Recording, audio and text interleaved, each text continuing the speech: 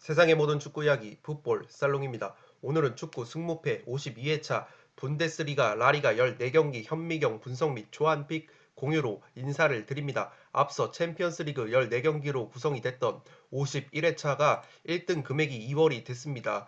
총 50회 51회 2회차 분의 1등 금액이 52회차로 2월이 됐기 때문에 많은 분들께서 지금 풀 베팅까지 염두에 두실 정도로 승무패 52회차를 향한 뜨거운 관심을 느낄 수가 있었고, 52회차의 특징으로는 프리미어리그 EPL이 빠지고 독일 분데스리가가 들어왔습니다. 개인적으로 최근에 풋볼살롱이 프리미어리그 쪽에서 다수의 역배픽이 적중을 하면서 좋은 흐름을 이어가고 있었는데, 프리미어리그가 빠지고 분데스리가가 들어온 것은 개인적으로는 조금 아쉽지만, 그래도 52회차가 1등 금액이 두 차례나 쌓여 있기 때문에 분데스리가도 나름대로 심혈을 기울여서 분석을 해 왔습니다. 그렇기 때문에 풋볼살록의 현미경 분석 같은 경우에는 많은 데이터와 자료 그리고 인사이트를 다뤄드리기 때문에 최대한 스킵을 하지 마시고 제가 말씀드리는 내용을 하나하나 가져가시는 것이 픽을 구성하는 데 있어서 도움이 되실 거라고 생각이 됩니다. 더욱이 현미경 분석 같은 경우에는 해당 픽이 최종 픽이 아니라 초안 픽이기 때문에 픽만 가져가시는 것은 굉장히 도움이 안 된다고 생각이 되고, 시간적인 여유가 없으신 분들은 재생 속도를 1.25배나 1.5배로 빠르게 돌리셔서 최대한 많은 인사이트와 해석을 가져가시는 것이 도움이 될 것이라고 생각이 됩니다. 네, 그럼 1번 경기부터 빠르게 들어가 보도록 하겠습니다. 1번 경기는 라리가 경기고 레반테 대 헤타페이의 경기인데, 저는 이 경기는 무승부를 베이스로 투포를 잡을까 합니다.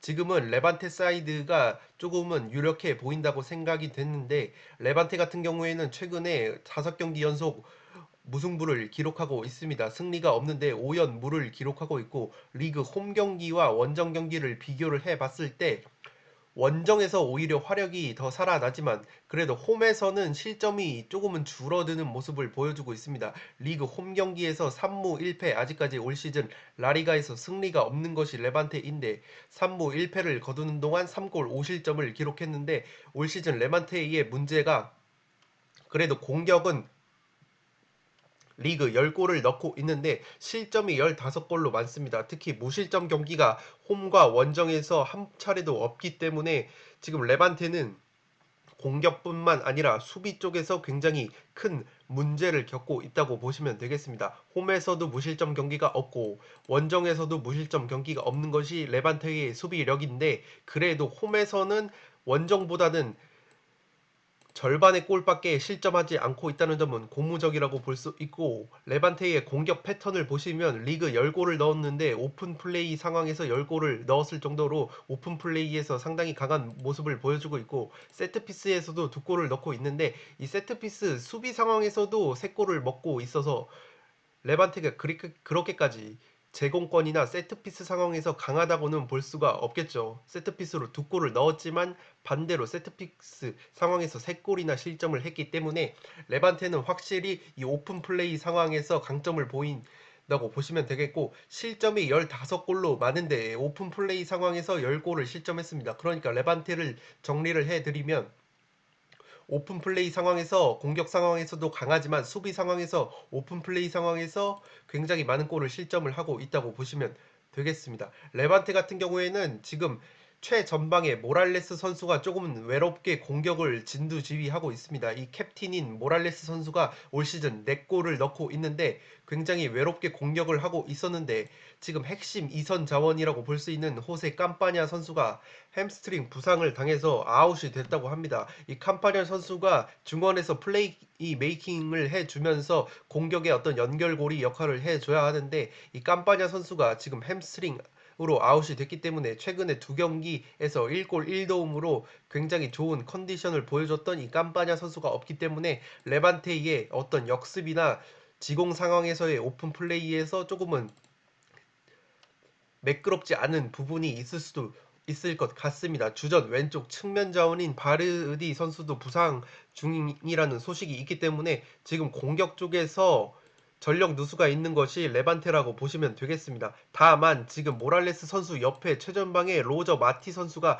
복귀를 했습니다. 이 마티 선수 같은 경우에는 지난 시즌 레반테에서 11골 정도를 넣어주면서 그래도 순도 높은 골 결정력을 보여줬었는데, 그래도 이 모랄레스 선수 혼자서 공격을 책임지고 있는 상황에서 이 최전방에 마티 선수까지 복귀를 한다면 그래도 레반테가 어떤 오픈 플레이 상황 그리고 역습 상황에서 한 방이 살아날 가능성이 높다고 보여지고, 그렇기 때문에 이 깜빠냐 선수의 공백을 마티 선수가 어느 정도 메워줄 수 있는가가 이 헤타페전의 관건이라고 보시면 되겠습니다. 헤타페는 지금 5경기에서 승리가 없습니다. 3무 2패를 거두면서 2연속 무승부를 거두고 있는데, 직전 빌바오와의 홈 경기에서도 1대1 무승부를 거뒀습니다. 헤타페는 올 시즌 홈과 원정을 비교를 해봤을 때 확실히 홈에서 좋은 모습을 보여주고 있고, 원정에서는 1승도 없는 것이 헤타페입니다. 홈에서는 경기당 1.17골과 실점 0.83골로 그래도 나쁘지 않은 스탯을 보여주고 있는데, 지금 원정에 가면은 경기당 0.5골로 득점력뿐만 아니라 실점 또한 1.2골로 많은 것이 헤타페입니다. 제가 항상 헤타페 분석을 해드리면서 말씀을 드리는 것이, 헤타페 같은 경우에는 굉장히 전방 압박도 거세게 하고 많이 뛰는 축구를 하기 때문에 후반 중후반에 가서 급격하게 체력이 떨어지는 모습이 있고, 그렇기 때문에 후반 중후반에 수비 뒷공간이 노출이 되면서 역습 한 방에 허무하게 무너지는 경우가 많다고 말씀을 드렸습니다. 헤타페의 실점 패턴을 보시면 지금 리그 실점 10골 중 5골이 경기 초반, 그리고 4골이 후반 중후반에 실점을 하고 있는데, 제가 이걸 해석을 해 봤는데 의외로 경기 초반에 실점이 5골로 많은 것은, 경기 초반 같은 경우에는 헤타페 선수들이 굉장히 체력적으로 세이브가 돼 있는 상황이겠죠. 경기 초반 같은 경우에는 체력이 쌩쌩하기 때문에 조금은 페이스를 오버를 해서 무리하게 전방 압박을 가하다가 그래도 뒷공간이 열리면서 초반에 또 실점을 하는 모습이 있고, 반대로 후반에 4골이다 실점하는 것은 앞서 말씀드렸던 것처럼 이번에는 체력이 떨어지면서 수비 뒷공간을 노출을 하면서, 헤타페 같은 경우에는 굉장히 빡빡한 전방 압박과 많이 뛰는 축구가 장점이 되는 경우가 있지만, 올 시즌에는 아무래도 지난 시즌에 헤타페에게 호되게 라리가 팀들이 당했던 것이 있기 때문에 조금은 간파가 된 모습입니다. 그렇기 때문에 헤타페의 많이 뛰는 축구가 조금은 독이 되고 있다고 보여지고, 어쨌든 전반 초반과 후반 중후반에 많은 실점을 하고 있는데, 레반테가 지금 헤타페가 후반 중후반에 4골이나 실점을 했는데, 레반테가 후반 중후반에 그래도 3골이다 넣으면서 후반 중후반에 공격력이 살아나는 모습을 보여주고 있습니다. 그렇기 때문에 해당 경기 같은 경우에는 지금 헤타페가 전방 압박도 압박이지만 지금 최전방 공격수들의 골 결정력이 너무나도 좋지 않다는 것이 굉장히 큰 문제입니다. 최전방에 투톱을 쓰고 있는데 앙헬과 마타 선수가 서고 있는데, 이 앙헬과 마타 선수가 지난 시즌에는 그래도 골을 양분해 주면서 괜찮은 모습을 보여줬는데, 이 마타 선수와 앙헬 선수의 골 결정력이 좋지 않으면서 골을 넣지 못하는 흐름을 보여주고 있습니다. 올 시즌 리그에서 레반테가 10골을 넣었는데 헤타페는 9골밖에 넣지 못했을 정도로 최전방 공격 자원의 골 결정력이 굉장히 떨어지는 모습을 보여주고 있기 때문에,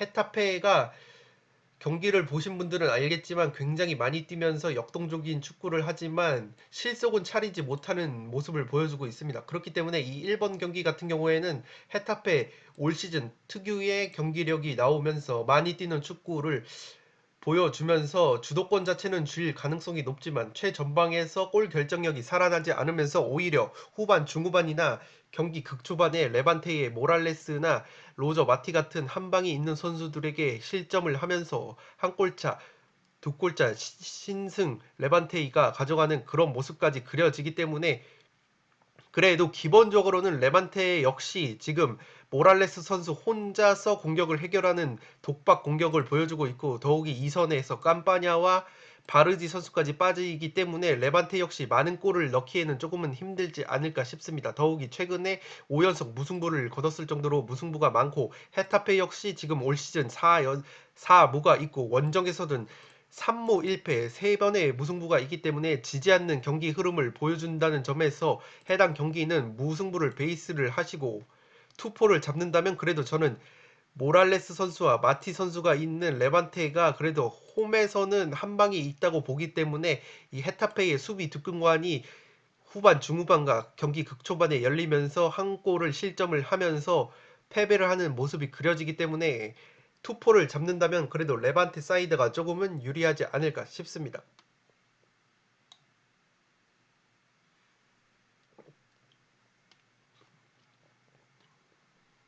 네, 이번 경기는 프라이부르크 대 메넨글라드바흐의 경기인데 분데스리가의 경기이고 최근에 챔피언스 리그를 보신 분들은 알겠지만 메넨글라드바흐가 체급상으로도 우위에 있고 성적상으로도 메넨글라드바흐가 우위에 있지만 저는 이 경기 폴더에 여유가 있으면 프라이부르크의 승리까지 한번 가져가 보려고 합니다. 그도 그럴 것이 프라이부르크가 메넨글라드바흐의 굉장히 천적다운 면모를 보여주고 있습니다. 프라이부르크가 홈에서 메넨글라드바흐를 10차례 만났는데 10번을 싸워서 홈에서 9번이나 승리를 거뒀습니다. 그 과정에서 21골을 넣고 실점은 4실점밖에 없었을 정도로 메넨글라드바흐를 홈에서 만나면 굉장히 좋은 모습을 보여줬던 것이 프라이부르크라고 보시면 되겠습니다. 프라이부르크가 올 시즌 개막전에서 승리를 거두고 지금 승리가 없습니다. 1승 4무 4패로 단 1승밖에 거두지 못하고 있는데 경기력 자체는 그렇게 나쁜 편이 아닙니다. 프라이부르크가 선제골을 넣고 막판에 연달아 골을 먹으면서 역전패를 하는 경기 흐름이 많습니다. 이기고 있는 상황에서 역전패가 많고 그러한 역전패로 놓쳤던 승점이 무려 11점이나 되기 때문에 프라이부르크가 경기력 자체는 나쁘지 않은데 후반 뒷심 부족으로 역전패를 당하는 흐름이 많습니다. 프라이부르크는 최근에 5경기에서 2무 3패로 승리가 없고 분데스리가 8경기로 확대했을 때는 4무 4패로 8경기째 승리가 없는 흐름을 보여주고 있습니다. 그 과정에서 그래도 무승부는 꾸준히 하고 있는데 홈과 원정을 비교했을 때 홈에서 그래도 화력이 조금은 살아납니다. 홈과 원정에서 평균 2골 이상을 실점한다는 점에서 프라이부르크는 수비력이 굉장히 문제이고 그래도 홈과 원정을 비교했을 때는 홈에서 조금은 화력이 살아나지만 홈에서는 올 시즌 승리가 한 차례도 없는 것이 프라이부르크라고 보시면 되겠습니다. 프라이부르크 같은 경우에는 리그 예에서 10골을 넣었는데 그중 7골이 오픈플레이 상황에서 넣었고 세트피스로도 3골을 넣고 있는데 문제는 세트피스 상황, 수비 상황에서 세트피스로 5골이나 먹고 있기 때문에 세트피스 공격이 조금은 강한 모습이 있지만 세트피스 수비 역시 약한 모습을 보여주는 것이 프라이부르크라고 보시면 되겠습니다. 올 시즌 실점이 20골로 굉장히 많은데 프라이부르크는 실점 패턴을 보시면 지금 세트피스로도 많은 골을 먹고 있고 페널티킥으로 2골, 역습으로도 1골을 주고 있어서 굉장히 다양한 루트에서 실점을 하고 있는 것이 프라이부르크의 수비력이라고 보시면 되겠습니다. 올 시즌 리그 10골 중에서 6골, 60%가 전반전에 득점을 했습니다. 전반 초반에 굉장히 강한 모습을 보여주고 있습니다. 전반 초반부터 20분까지 4골을 몰아치고 있고 프라이부르크 같은 경우에는 앞서 말씀드렸듯이 메넨글라드바흐 상대로 굉장히 천적다운 모습, 특히 홈에서 천적다운 모습을 보여주고 있는데 지금 부상자로는 권창훈 선수가 A매치 기간에 코로나19가 걸렸었죠. 그렇기 때문에 권창훈 선수가 코로나19로 불투명한 상황이고 주전 공격 자원인 살라이 선수가 지금 근육 부상으로 불투명하다는 점은 프라이부르크가 그래도 화력에서 조금은 약한 모습을 보일 수 있다고 보시면 되겠습니다. 프라이부르크 같은 경우에는 홈에서 메넨글라드바흐만 만나면 굉장히 강한 모습을 보였다는 점을 말씀을 드리고 메넨글라드바흐 같은 경우에는 최근에 챔피언스 리그에서 굉장히 인상적인 모습을 보여주면서 팬들에게 각인이 됐습니다. 그렇지만 직전 인터밀란과의 홈 경기에서 2대3으로 아쉽게 패배를 하면서 16강 진출이 조금은 굉장히 그래도 해당 조에서는 제일 유리한 고지를 점했지만 만약에 메넨글라드바흐가 최종전에서 패배를 할 경우에는 자칫 운이 나쁘게 16강 진출이 좌절될 가능성이 있습니다. 그렇기 때문에 이 메넨글라드바흐 같은 경우에는 다음 주 주중에 펼쳐지는 챔피언스 리그까지도 조금은 신경을 써야 하는 상황이 처해 있기 때문에 프라이부르크 전에서 굉장히 그래도 전력을 닿을 가능성은 조금은 희박하다고 보여집니다. 챔피언스리그 최종전이 남아있기 때문에 물론 굉장히 유리한 고지를 점해 있기 때문에 메넨글라드바흐가 그래도 프라이부르크전에 집중할 요소는 충분하다고 보여지지만 이 메넨글라드바흐 같은 경우에는 아직까지 챔피언스리그 16강 진출을 확정을 지은 상황이 아니기 때문에 주중에 펼쳐질 챔피언스리그까지 염두에 두어야 하는 상황에 처해 있고, 메넨글라드바흐가 올 시즌 홈과 원정을 비교했을 때는 홈에서는 패배가 없는데 원정에서는 무승부가 없는 빠꾸 없는 경기를 펼치고 있습니다. 리그 분데스리가 리그 원정에서 2승 2패 9골 17점으로 실점이 조금 많은데 그래도 원정에서 9골이나 넣으면서 메넨글라드바흐의 원정 컨셉은 수비보다는 화력으로 상대를 찍어 누르는 컨셉을 보여주고 있습니다. 올 시즌 원정 경기에서는 무실점 경기가 단 한 차례도 없을 정도로 수비보다는 화력으로 찍어 누르는 경기를 하고 있고, 메넨글라드바흐가 그래도 17골을 넣으면서 화력이 굉장히 좋습니다. 최전방의 띠랑 플레아 그리고 이선의 호프만과 슈틴들 등 굉장히 다재다능한 공격진이 맹활약을 하고 있기 때문에 리그에서 17골이나 넣었을 정도로 화력이 살아난 모습이고, 오픈 플레이 상황에서 9골, 세트피스 상황에서도 4골이나 넣고 있을 정도로 세트피스 상황에서 굉장히 강한 모습을 보여주고 있습니다. 그렇기 때문에 올 시즌 프라이부르크가 세트피스 상황에서 5골이나 허용을 하고 있기 때문에 이 메넨글라드바흐의 오픈 플레이뿐만 아니라 세트피스 상황에서 득점을 할 가능성이 굉장히 높아 보이고, 메넨글라드바흐 같은 경우에는 리그 17골 중에서 5골을 전반 11분부터 20분에 득점을 했습니다. 전반 초중반에 굉장히 강한 모습을 보여주고 있는 것이 메넨글라드바흐인데, 이 프라이부르크가 해당 구간에서 실점이 없습니다. 메넨글라드바흐가 전반 11분부터 20분까지 5골로 굉장히 강한 모습을 보여주고 있는데, 프라이부르크가 그래도 전반 초반에 수비 집중력이 굉장히 뛰어난 모습, 해당 구간에서 프라이부르크가 실점이 단 한 골도 없고, 그리고 후반에 51분부터 60분 후반 중반에 메넨글라드바흐가 4골을 몰아넣고 있는데 해당 구간에서도 프라이부르크가 실점이 없다고 합니다. 그렇기 때문에 메넨글라드바흐가 특히나 강한 전반 초중반과 그리고 후반 중반에 프라이부르크가 실점이 없다는 부분은 프라이부르크가 홈에서 메넨글라드바흐의 천적다운 면모를 보여주고 있다는 점과 더불어서 굉장히 프라이부르크의 이변을 꼽을 수 있는 중요한 데이터라고 보여집니다. 메넨글라드바흐가 전반 초중반과 후반 중반에 공격 화력 그리고 집중력이 살아나는 모습을 보여주고 있는데, 프라이부르크가 의외로 실점이 많지만 해당 구간에서만큼은 단 한 골도 허용하지 않고 있다는 점이 굉장히 특이한 부분이라고 보시면 되겠습니다. 반대로 실점도 메넨글라드바흐가 많은 편입니다. 실점이 14골로 많은데 그중에서 4골 30% 가까운 골이 후반 극막판에 4골을 허용하고 있는데, 프라이부르크 같은 경우에는 해당 구간에서 득점이 없습니다. 후반 막판에 메넨글라드바흐가 수비 집중력이 떨어지는 모습을 보여주고 있는데, 프라이부르크 같은 경우에는 해당 구간에 득점이 없기 때문에 메넨글라드바흐 입장에서는 후반 막판에 실점을 할 가능성은 조금 떨어진다고 보여집니다. 그리고 특징적인 것이 뭐냐면, 제가 앞서 말씀드렸던 이 주전 최전방 자원인 플레아 선수 같은 경우에는 챔피언스 리그 무대에서 맹활약을 하고 있습니다. 올 시즌 챔피언스 리그 무대에서 5골 3도움을 기록하고 있는데 분데스리가에서는 1골 1도움으로 조금은 부진한 모습을 보여주고 있고, 최전방 플레아 선수 옆에 튀랑 선수 역시 분데스리가보다는 챔피언스 리그 무대에서 화력이 살아나는 모습을 보여주고 있는 상황에서 핵심 2선 자원이라고 볼 수 있는 이 요나스 호프만 선수가 올해 12월 안으로 복귀가 조금은 어렵다고 합니다. 그렇기 때문에 챔피언스 리그 무대에서 플레야 선수와 튀랑 선수가 강한 모습을 보여주고 있고, 분데스리가에서는 조금은 화력이 떨어지는 상황 속에서 이 주전 2선 자원이 요나스 호프만 2골 4도움을 기록하고 있는 이 호프만 선수가 복귀를 할 수 없다는 점은 굉장히 메넨글라드바흐가 의외로 프라이부르크를 상대로 화력이 조금은 떨어질 수도 있다는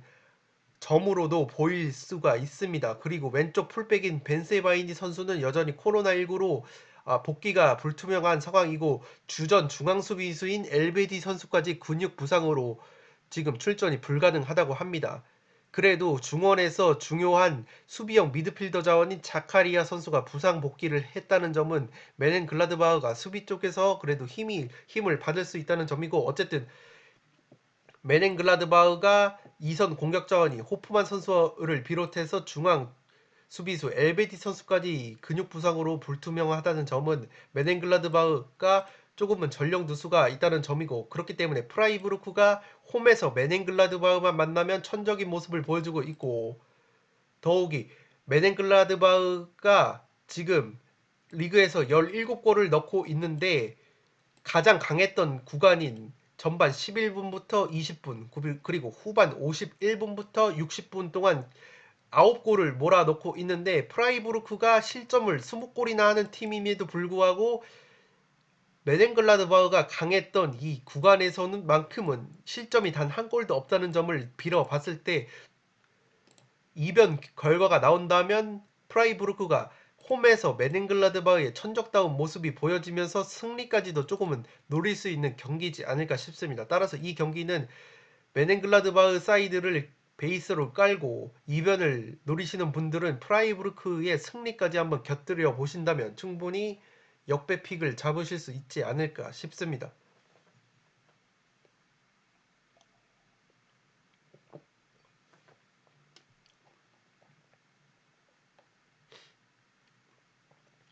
네, 3번 경기는 프랑크푸르트 대 도르트문트의 경기인데, 저는 이 경기 이번 회차의 최대 이변으로 보고 승무 프랑크푸르트 사이드를 보도록 하겠습니다. 그도 그럴 것이 지금 도르트문트의 부상자가 많습니다. 특히나 부상자가 홀란드 선수죠. 최전방에서 리그에서 10골, 챔피언스리그 6골을 넣고 있는 핵심 공격수 홀란드 선수가 부상으로 올해 복귀가 힘들다고 합니다. 근육 부상을 당해서 라치오전에서도 결장을 했는데, 이 홀란드 선수가 있고 없을 때의 도르트문트 차이가 굉장히 심합니다. 제가 파악한 바로는 홀란드 선수가 뛰었을 때 도르트문트의 승률이 92%였고, 반대로 홀란드 선수의 골이 터지지 않았을 때 승률이 40%로 급감하는 것이 도르트문트의 공격이고, 지금 공격에 홀란드 선수뿐만 아니라 핵심 수비수인 홈멜스 선수까지 라치오전에서 부상을 당하면서 출전이 프랑크푸르트전에 불투명하다고 합니다.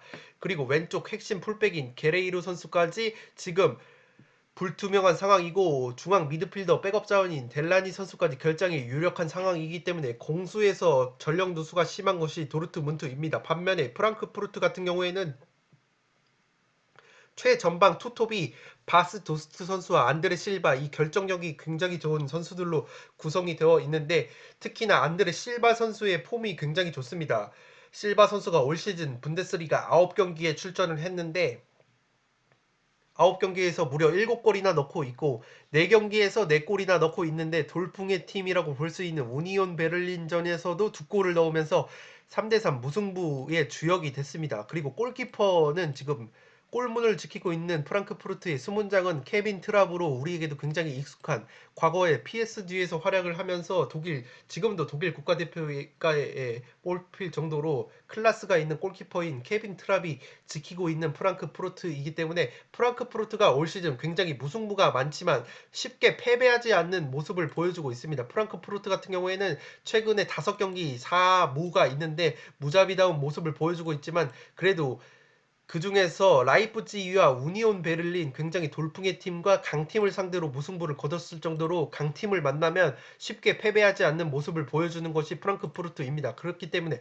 기본적으로 무승부를 베이스를 깔고 도르트문트의 핵심 자원들이 대거 이탈을 하기 때문에 프랑크푸르트가 충분히 최전방에 결정력이 있는 안드레 실바와 바스 도스트를 앞세운다면 충분히 승리까지도 바라볼 수 있지 않을까 싶습니다. 올 시즌 홈과 원정을 따져봤을 때 홈에서 1승 3무 패배가 없고 클린시트가 없다는 점이 조금은 불안 요소로 보여지지만, 올 시즌 그래도 프랑크푸르트가 실점은 많지가 않습니다. 홈에서 특히 실점이 많은 편은 아닌데 원정에서 실점이 많은 편이긴 하지만 클린시트가 없지만 그래도 실점 자체는 많이 하고 있지 않습니다. 특히나 홈에서는 평균 실점 한 골로 그치고 있기 때문에 프랑크푸르트가 홈에서 특히 강팀을 상대로 쉽게 지지 않는 모습을 보여주고 있다. 리그에서 14골을 넣었는데 오픈플레이 상황에서 8골을 넣었고, 세트피스 상황에서는 4골이나 넣으면서 세트피스도 강점을 보이고 있는 것이 프랑크푸르트라고 보시면 되겠습니다. 올 시즌 실점이 원정에서 실점이 많은 편이고 홈에서는 4실점밖에 없기 때문에 그래도 그러한 부분은 프랑크푸르트가 홈에서 도르트문트를 상대로 그렇게까지 많은 골을 실점할 가능성은 희박하다고 보여집니다. 올 시즌 실점 상황을 보시면 오픈 플레이 상황에서 굉장히 많은 골을 실점을 했는데 프랑크푸르트의 득점 패턴을 보시면 리그 10골 중 절반이 지금 후반 61분부터 80분에 득점을 했습니다. 프랑크푸르트 같은 경우에는 후반, 중후반에 굉장히 많은 골을 몰아넣고 있다는 점을 염두에 두시기 바라고 실점 16골 중에서 5골을 후반 중반에 실점을 하고 있는데 도르트문트가 그래도 해당 구간에서 3골이나 넣었을 정도로 후반 중후반에 살아난다는 점은 그래도 도르트문트가 홀란드 선수나 주축 선수들이 빠졌음에도 불구하고 득점을 할 가능성은 조금은 있다고 보여집니다. 그리고 또 주목해야 할 스탯은 뭐냐면 최근 도르트문트의 홈 경기에서 패배가 없습니다. 프랑크푸르트가 3번이나 홈에서 도르트문트를 만났을 때 3차례나 무승부를 거뒀을 정도로 패배가 없는 경기를 했기 때문에 프랑크푸르트가 충분히 이 안드레 실바 선수의 결정력이 살아난다면 한 골차 두 골차 신승까지도 바라볼 수 있지 않을까. 더욱이 도르트문트가 홀란드가 없었을 때의 승률이 40%밖에 되지 않기 때문에 도르트문트가 올 시즌 무승부가 없는 흐름을 보여주고 있습니다. 올 시즌 홈과 원정을 나눠봤을 때 원정에서도 좋은 모습을 보여주고 있는데 원정에서 3승 1패 클린시트가 2회나 있을 정도로 홈과 원정에서 그렇게까지 경기력 편차가 있는 편은 아닙니다. 특징적인 것은 무승부가 없는 경기이고 이 무승부가 없다는 데이터는 개인적으로 지난 회차였죠. 빌바오 같은 경우에도 굉장히 무자비다운 면모를 보여주면서 무승부가 없다는 것이 굉장히 특징이라고 말씀을 드렸는데 아직까지 9경기나 무승부가 없다는 점은 저는 달리 해석을 이제는 하기로 했습니다. 무승부가 없다는 것은 이번에도 무승부를 잡지 않는다는 것이 아니라 이번에는 무승부를 잡을 타이밍이 됐다고 해석을 하기 때문에 더욱이 도르트문트 같은 경우에는 직전 라치오와의 홈 경기에서 무승부를 거뒀기 때문에 리그 9경기에서 무승부가 없다는 것은 이제는 이쯤에서 무승부가 한번 나올 만한 패턴이라고 달리 해석을 하게 마음을 먹었습니다. 그렇기 때문에 제가 이 프랑크푸르트와 도르트문트 같은 경기에는 승무 투포를 한번 잡아보려고 생각을 하고 있고 최종 픽에서 최종적으로 말씀을 드리도록 하겠습니다. 아무래도 도르트문트가 그래도 아무리 홀란드가 못 나온다고 하더라도 백업 자원 또한 굉장히 좋은 퍼포먼스와 퀄리티를 자랑하기 때문에 끝까지 프랑크푸르트 사이드를 볼 것인가는 제가 최종 픽에서 최종적으로 말씀을 드리도록 하겠습니다.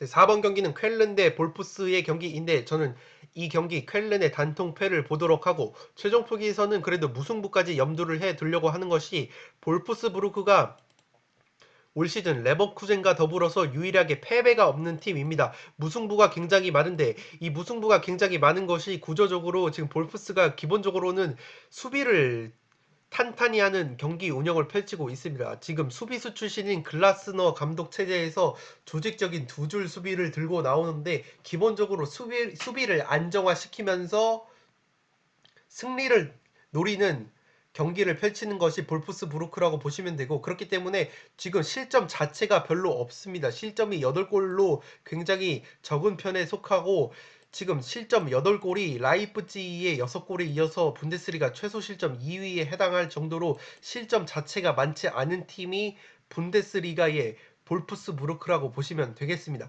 그리고 이 글라스너 감독의 볼프스부르크의 특징은 그렇다고 수비만 치중한다고 해서 엉덩이를 마냥 뒤로 뺏는 것이 아니라 자기 진영에서 부분적인 압박까지 병행을 하는 팀입니다. 그렇기 때문에 압박까지 굉장히 좋은 팀이라고 보시면 되고 그렇기 때문에 볼프스부르크가 쾰른을 상대로 아무리 원정 경기라고 할지라도 패배를 하는 그림은 그려지지가 않고 최대 이변이 나온다면 무승부가 나올 가능성이 높다고 보여집니다.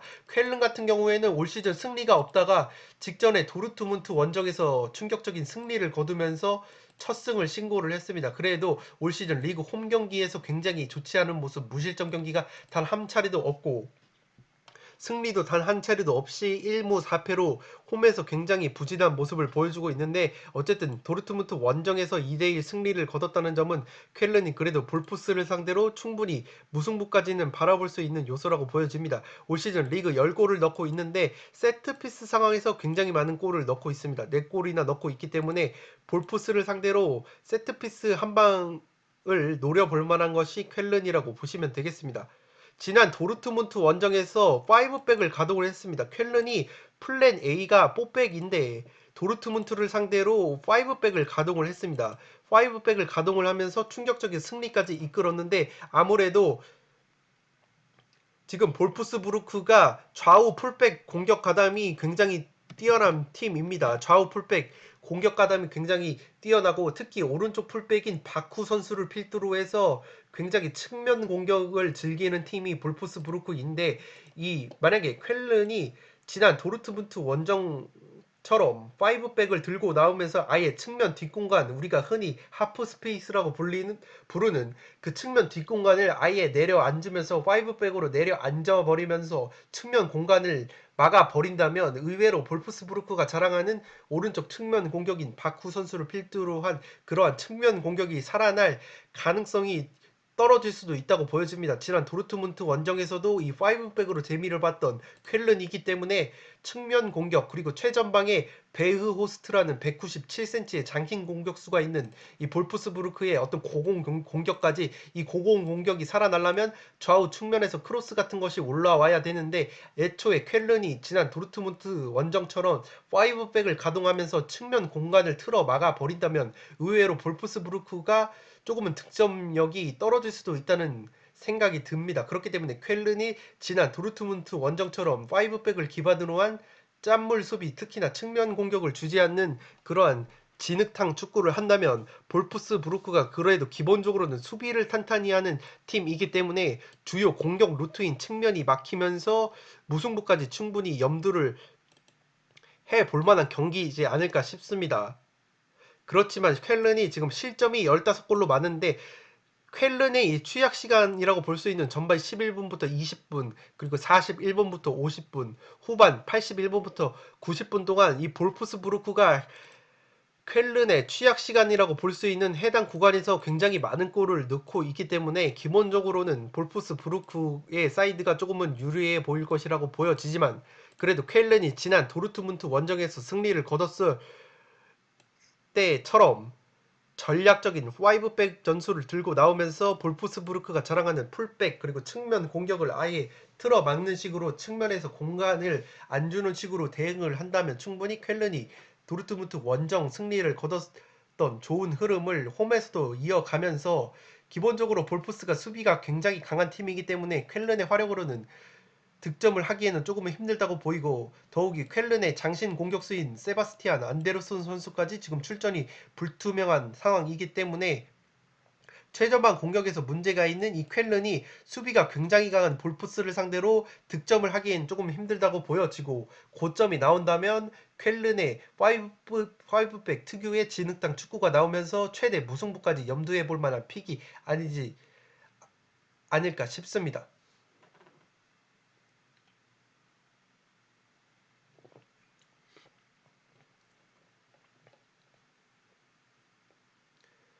볼프스부르크 같은 경우에는 지금 주장이죠. 중앙 미드필더인 길라보기 선수가 한 달 넘게 부상 중이기 때문에 중원에서 조금은 그래도 공백이 있는 상황이고, 주전급 미드필더인 메흐메티 선수가 2개의 어시스트를 기록하고 있는데 아킬레스건으로 출전이 불투명하다고 합니다. 그렇기 때문에 중원 쪽에서 볼프스부르크가 전력 누수가 있다는 점도 최대 무승부까지도 조금은 바라볼 수 있는 점이지 않나 싶습니다. 네, 5번 경기는 아르미니 빌레펠트와 마인츠의 경기인데 저는 이 경기는 마인츠 사이드를 보려고 합니다. 아르미니 이 승격팀 빌레펠트 같은 경우에는 최근에 5경기 5연패의 수렁에 빠졌습니다. 분데스리가 8경기로 놓고 봤을 때는 7연패를 당하고 있고 굉장히 좋지 않은 모습을 보여주고 있는데 올 시즌 1승을 거둔 것이 그래도 홈 경기에서 1승을 거뒀습니다. 그렇지만 아르미니의 굉장히 지금 약점인 것이 수비도 지금 실점이 19골로 많지만 리그에서 6골밖에 넣지 못했습니다. 6골밖에 넣지 못하는 이 빈공이 문제인데 아무래도 지난 시즌 2부 리그에서 승격을 할 때 이 미드필더인 포글자머 선수가 12골 5도움으로 맹활약을 하면서 공격의 어떤 연결고리 역할뿐만 아니라 마무리까지 지어주면서 이 포글자머 선수가 맹활약을 했었는데 최근에 부상으로 경기를 뛰지 못했었습니다. 그런데 최근에 그래도 포글자머 선수가 부상에서 복귀를 했습니다.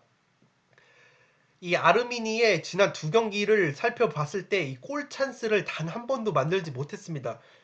2경기에서 골 찬스를 한 번도 못 만든 것은 분데스리가에서 1988년 이후에 처음 있었던 기록이라고 합니다. 그렇기 때문에 이 아르미니 같은 경우에는 공격이 굉장히 되지 않는 게 화력이 굉장히 약하다는 것이 약점인데 그래도 지난 시즌 2부 리그에서 맹활약했던 플레이메이커 이 포글자모 선수가 부상에서 최근에 복귀를 했다는 점은 아르미니가 그래도 골 기회를 조금은 만들 수 있다는 요소라고 보여지지만 지금 아르미니가 주전 센터백인 피퍼 선수가 부상으로 아웃이 됐습니다. 가뜩이나 실점이 19골로 많은데 주전 센터백인 이 장신의 수비수인 피퍼 선수까지 아웃이 됐기 때문에 실점이 굉장히 많은 팀이고 아르미니가 그래도 홈에서는 1승 3패를 거뒀는데 무실점 경기가 한 번밖에 없었을 정도로 그리고 원정에서도 무실점 경기가 한 번도 없었을 정도로 수비가 굉장히 문제인 팀입니다. 공격뿐만 아니라 올 시즌 오픈 플레이 상황에서 3골을 넣었고 세트피스 상황에서 1골을 넣었지만 세트피스 수비 상황에서 4골이나 실점을 하면서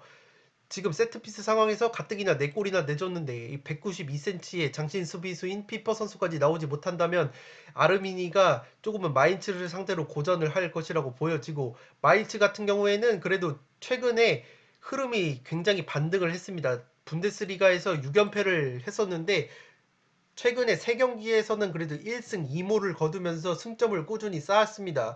그 상승세의 중심에는 최전방 공격수 에이스라고 볼 수 있는 이 장필립 마테타라고 하는 장신의 공격수가 있는데 이 선수가 장신임에도 불구하고 왼발 오른발 둘 다 잘 쓰고 장신이지만 뚝배기뿐만 아니라 침투 또한 굉장히 좋은 선수입니다. 왼발 오른발 양발을 모두 잘 쓰고 침투까지 좋은 이 에이스 장필립 마테타 선수가 시즌 9경기에서 7골을 넣고 있고 지난 경기에서 해트트릭을 기록했습니다. 마인츠전이 아니죠. 지난 경기에서 해트트릭을 기록을 했을 정도로 굉장히 좋은 골 감각을 보여주고 있는 것이 마인츠이기 때문에 이 장필리 마테타 선수의 한 방이 살아난다면 실점을 19골이나 하고 있는 빌레펠트를 상대로 충분히 골망을 흔들 수 있지 않을까 싶습니다. 마인츠가 그래도 홈과 원정을 비교를 해 봤을 때 원정에서 근소하게 화력이 살아나고 수비력은 조금 떨어지는 모습을 보여주고 있지만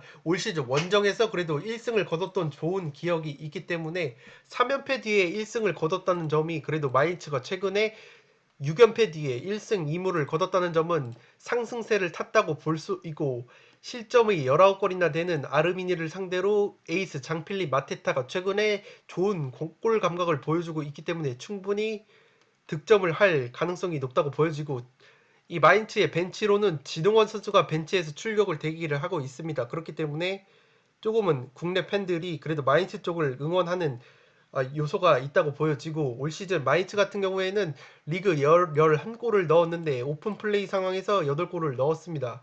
그리고 마인츠 역시 세트피스 상황에서 5골이나 실점을 하고 있기 때문에 양팀 모두 세트피스 수비가 굉장히 약하기 때문에 세트피스 한 방으로 의외로 승부가 갈릴 수도 있다고 보여집니다. 종합을 해보면 그래도 아르미니가 승격팀인데 최근에 분데스리가 7연패 수렁에 빠졌고 반대로 마인츠는 6연패 뒤에 1승 2무를 거두면서 분위기 반전에 성공한 상황이고 에이스인 장필리 마테타가 지지난 경기에서 해트트릭을 기록했을 정도로 굉장히 좋은 골 감각을 회복을 한 상황에서 그래도 최근 분데스리가에서 6골밖에 넣지 못하는 아르미니보다는 그래도 10골, 11골이나 넣고 있는 마인츠가 득점을 할 가능성이 높다고 보여지기 때문에 최근에 분위기 반전에 성공한 마인츠가 장필립, 마테타를 앞세워서 아르미니 원정에서 한 골차, 두 골차 신승을 가져갈 수 있지 않을까 싶습니다.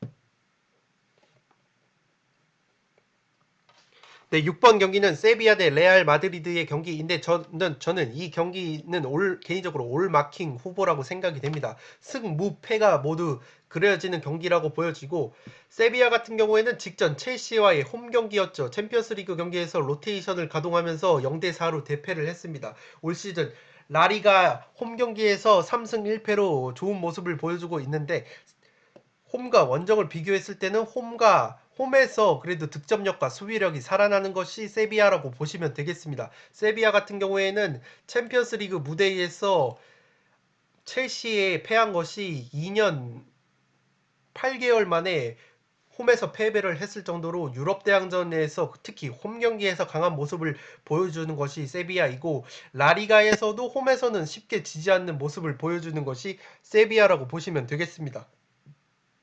올 시즌 실점 상황을 보시면 오픈 플레이 상황에서 7골을 실점을 했는데 레알 마드리드 같은 경우에는 그래도 오픈 플레이 상황에서 굉장히 많은 골 10골을 넣고 있기 때문에 이 세비야가 오픈 플레이 상황에서 실점이 많다는 것은 조금은 불안 요소라고 보여지고 올 시즌 세비야가 리그 12골을 넣고 있습니다. 12골을 넣고 있는데 패턴을 보시면 후반 막판에 6골이나 넣고 있습니다. 리그 12골에서 무려 50%에 해당하는 골이 후반 막판에 넣고 있는 것이 세비야이고 요약을 해보면 세비야 같은 경우에는 지금 전반 극초반에도 3골을 넣고 있기 때문에 전반 극초반과 경기 막판에 득점력이 강한 모습을 보여주고 있는데 실점 패턴을 보시면 전반 극초반에 3골이나 넣었지만 반대로 극초반에 2골이나 실점을 하고 있을 정도로 극초반에 득점력도 살아나지만 수비 집중력도 떨어지는 것이 세비야라고 보시면 되겠고 극초반에 레알 마드리드가 해당 구간에서 2골이나 넣고 있다는 점은 그래도 레알 마드리드가 충분히 전반 초반부터 선제골을 득점할 가능성이 높다고 보여집니다. 그리고 지금 세비야가 후반 막판에 제가 득점력이 강하다고 말씀을 드렸는데 득점력이 강한 만큼 수비력도 굉장히 좋지 않습니다. 후반 막판에 2골이나 실점을 하고 있는데 해당 구간에서 레알 마드리드가 무려 5골이나 넣고 있습니다. 후반 막판을 갈수록 레알 마드리드의 공격 집중력이 살아나고 있다는 점은 세비야가 후반 막판에 자칫 수비 집중력이 저하될 경우에 레알 마드리드에게 불의의 한 방을 맞을 수 있다는 가능성으로 해석이 되어지고 지금 세비야가 첼시전에서 로테이션을 가동해서 주전 선수들의 어떤 체력적인 문제는 없을 것으로 보여지지만 다만 골키퍼 포지션에서 문제가 많습니다. 지금 올 시즌 주전으로 나왔던 야신 골키퍼죠. 야신 보누 골키퍼가 코로나19로 이탈을 한 상황이고 이 보누 선수 대신에 바칠리크 선수가 지난 시즌에는 주전 골키퍼였는데 이 바칠리크 선수가 이 야신 보누 대신에 주전으로 나왔었는데 지난 챔피언스리그 경기에서도 부상으로 인해서 출전을 하지 못했습니다. 불투명한 상황이고 그렇기 때문에 골키퍼 1번, 2번 골키퍼가 지금 레알전에서 출전이 불투명한 상황이고 왼쪽 풀백인 아쿠냐 선수와 측면 윙어인 암소가 아닌 수소 선수는 여전히 불투명한 상황이라서 부상 공백이 조금은 있는 것이 세비야입니다. 그렇기 때문에 레알 마드리드 역시 지금 라모스 선수 핵심 수비수인 라모스 선수가 불투명한 상황에서 까르발가 아자르 발베르트까지 결장을 하기 때문에 두 팀 모두 부상 선수가 굉장히 많은 상황이고 레알은 최근에 굉장히 좋지 않은 흐름을 보여주고 있죠. 직전 사우타로 원정에서도 0대2로 패배를 했을 정도로 굉장히 좋지 않은 모습을 보여주고 있습니다. 아무래도 주축 수비수인 라모스 선수가 불투명하기 때문에 수비 쪽에서 굉장히 불안감을 보여주고 있고 올 시즌 리그 원정 경기에서는 그래도 홈보다 좋은 모습을 보여주고 있습니다. 3승 2무 1패로 홈보다 오히려 좋은 모습을 보여주고 있기 때문에 세비야 원정에서도 그래도 레알 특유의 어떤 원정에서 지지 않는 모습이 보여진다면 충분히 세비야가 지금 수비와 골키퍼 포지션에서 공백이 있기 때문에 레알이 그래도 괜찮은 경기를 보여줄 수 있지 않을까 싶습니다. 레알이 최전방에 벤제마 선수가 부상 복귀 이후에 조금은 부진한 모습을 보여주고 있는데 그래도 백업 자원인 로드리구 선수랄지 그러한 선수들이 있기 때문에 충분히 세비야를 상대로 득점을 할 가능성이 있다고 보여지고 올 시즌 레알이 오픈 플레이 상황에서 굉장히 많은 골을 넣고 있는데 실점이 세비야가 오픈 플레이 상황에서 굉장히 많은 실점을 하고 있다는 점도 레알이 충분히 득점을 할 가능성이 있다고 보여집니다. 올 시즌 레알이 실점을 보시면 12골로 조금은 많은 편인데 전반 31분부터 40분에 가장 많은 골을 실점을 하고 있습니다. 3골을 실점을 하고 있는데 해당 구간에서 세비야가 득점이 없다는 점은 레알의 취약 시간대라고 볼 수 있는 전반 31분부터 40분을 무사히 넘길 가능성이 조금은 높다고 보여지고 세비야가 후반 막판에 득점력도 강하다고 말씀을 드렸었죠. 득점력도 강하고 수비력도 약해지는 모습을 보여주고 있는데 반대로 레알 마드리드 같은 경우에는 후반 막판에 실점이 없습니다. 그렇기 때문에 세비야가 강한 시간대인 이 후반 막판에 수비 집중력이 굉장히 살아나는 레알 마드리드이기 때문에 의외로 세비야 지금 최근에 좋지 않은 모습을 보여주고 있지만 의외로 세비야를 상대로 좋은 경기를 보여줄 수 있다고 생각이 되고 저는 그래서 이 경기 투포를 잡는다면 승패가 의외로 갈릴 것이라고 보여지고 저는 개인적으로 풀 배팅까지도 염두를 해 두고 있기 때문에 해당 경기는 승무패가 모두 그려지기 때문에 최종픽에서 최종적으로 부상 및 결장자를 파악을 해서 승무패 올마킥을 할 것인지를 한번 정해보도록 하겠습니다. 어쨌든 이 경기 같은 경우에는 개인적으로 승무패가 모두 그려지는 경기라는 점을 말씀을 드리도록 하겠습니다.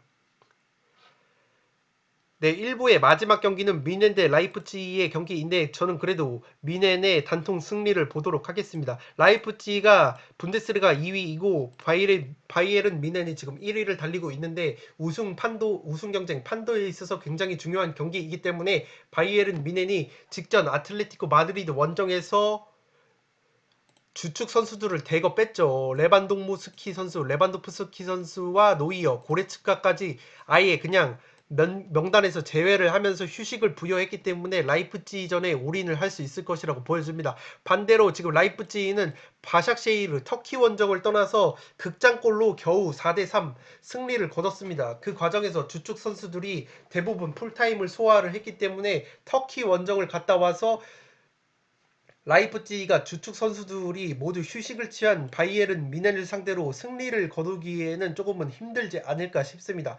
그도 그럴 것이 라이프치히가 올 시즌 분데스리가에서 홈 경기에서는 5승으로 극강의 모습을 보여주고 있는데 원정에서는 1승 2무 1패로 조금은 저조한 모습을 보여주고 있습니다. 화력과 수비력 면에서 모두 뒤처지는 모습을 보여주고 있고 직전 바샥쉐이르 원정에서도 3골이나 실점을 했을 정도로 원정에 가면 수비력이 약해지는 것이 라이프치히라고 보시면 되겠습니다. 반대로 지금 미넨 같은 경우에는 홈에서 패배가 없습니다. 18골이나 넣고 무려 경기당 4.5골과 실점은 1골로 적은 것이 미넨이기 때문에 홈 극강의 미넨을 상대로 원정에서 조금은 안 좋은 경기력을 펼치는 라이프치히가 승리를 거두기에는 조금은 힘들다고 보여지고 그렇기 때문에 이 경기는 최대 이변이 나온다면 무승부 쪽이 조금은 유력해 보이지만 바이에른 미넨이 라이프치히전을 앞두고 레반도프스키, 노이어, 고레츠카 핵심 자원들을 아예 휴식을 부여를 했고 더욱이 아틀레티코 원정에서도 주로 백업 선수들 위주로 가동을 했기 때문에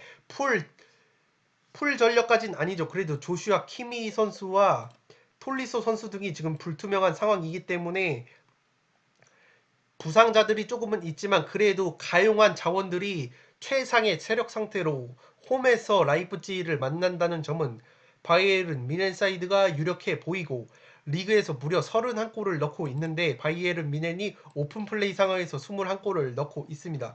반대로 라이프치히는 그래도 짠물 수비를 보여주고 있는데 그럼에도 불구하고 지금 오픈플레이 상황에서 그래도 제일 많은 골을 실점을 하고 있기 때문에 오픈플레이 상황에서 굉장히 강한 미넨 상대로 충분히 실점을 할 가능성이 높아 보이고 올 시즌 미넨이 그래도 실점이 많은 편입니다. 바이에른 미넨이라는 이름값에 걸맞지 않게 실점이 많은 편인데 13골 중 4골을 실점을 후반 막판에 81분부터 90분까지 후반 막판에 실점을 했습니다. 그렇지만 라이프치히가 해당 구간에서 한 골밖에 넣지 못하고 있다는 점은 미넨이 후반 막판에 실점을 할 가능성은 조금은 떨어진다고 보여지고, 더욱이 지금 휴식을 취한 노이어 골키퍼가 만약에 라이프치히전에서 무실점 경기를 한다면 통산 분데스리가 무실점 경기 196회를 기록을 하면서 독일의 전설적인 골키퍼죠. 올리버 칸과 함께 분데스리가 타이 기록을 이룬다고 합니다. 그렇기 때문에 이 노이어 선수가, 휴식을 취한 노이어 선수가 굉장히 중요한 라이프치히전에서 집중력을 발휘하면서 올리버 칸과 어깨를 나란히 하는 무실점 경기까지 펼쳐준다면 바이에른 뮌헨의 화력이 살아나면서 라이프치히가 제 아무리 올 시즌 실점이 적은 팀이라고 하더라도 원정에서 안 좋은 모습, 더욱이 터키 원정에서 무려 3골이나 실점을 하고 주축 선수들이 대거 풀타임을 소화했다는 점은 체력적인 면에서 우위를 갖고 있는 바이에른 뮌헨을 상대로 승리를 그리기에는 조금은 힘들지 않을까 싶습니다. 더욱이 지금 라이프치히가 중앙 수비수인 할스텐베르크가 부상으로 불투명한 상황이고, 백업 중원 자원인 헨리치 선수와 황희찬 선수가 코로나19로 지금 불투명한 상황이기 때문에 여러모로 바이에른 뮌헨 사이드가 조금은 유력해 보이지 않나 싶습니다. 저는 그래서 초안 픽으로는 바이에른 뮌헨의 단통 승리를 보도록 하겠습니다. 네, 이것으로 현미경 분석 승무패 52회차 현미경 분석 및 초안픽 공유 1부를 모두 마치도록 하겠습니다. 영상이 도움이 되신 분들은 좋아요와 구독 버튼을 눌러주시면 풋볼살롱 채널에 크나큰 도움이 됩니다. 저는 곧 이어서 승무패 52회차 현미경 분석 초안픽 공유 2부로 인사드릴 것을 약속드리면서 이만 물러가 보도록 하겠습니다. 지금까지 풋볼 살롱이었습니다. 감사합니다.